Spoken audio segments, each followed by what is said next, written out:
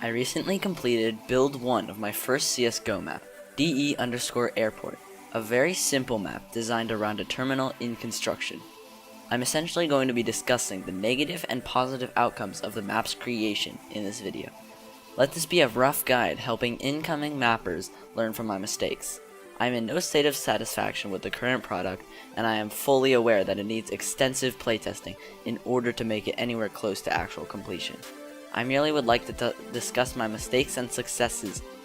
To begin, I ignored Philip's advice and commenced by drawing my initial layout with pencil and paper. I had a clear idea of specific parts that I wanted to include in the map, and felt that a simple overview would be sufficient material to convey my thoughts. I kept in mind that the probability of removing a significant amount of these inclusions was high. I quickly realized one issue. I was incorporating the map's aesthetic as a major part. This led to issues with cover.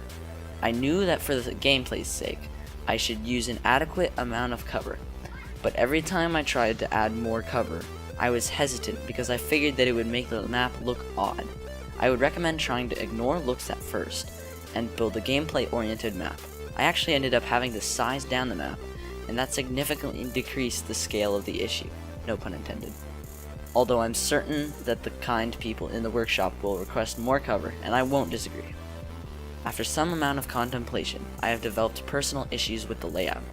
The map is so simple, and I know I could do better. It's as if there were no effort put into it, even though there was. As well as this, I feel as if the map is unnecessarily large for its simplicity.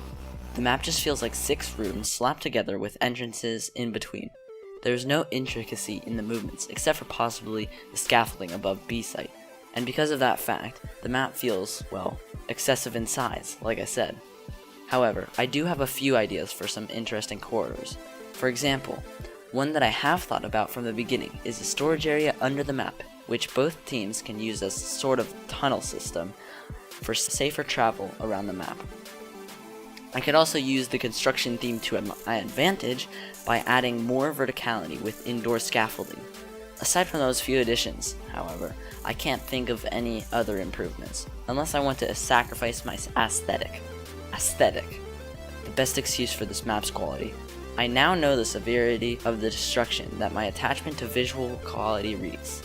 Don't get me wrong, I was cautioned before, but I had to learn the hard way to realize the level at which it mattered. For my future maps, I've promised myself I will make this mistake never again. I will abide to the rule of function over feeling.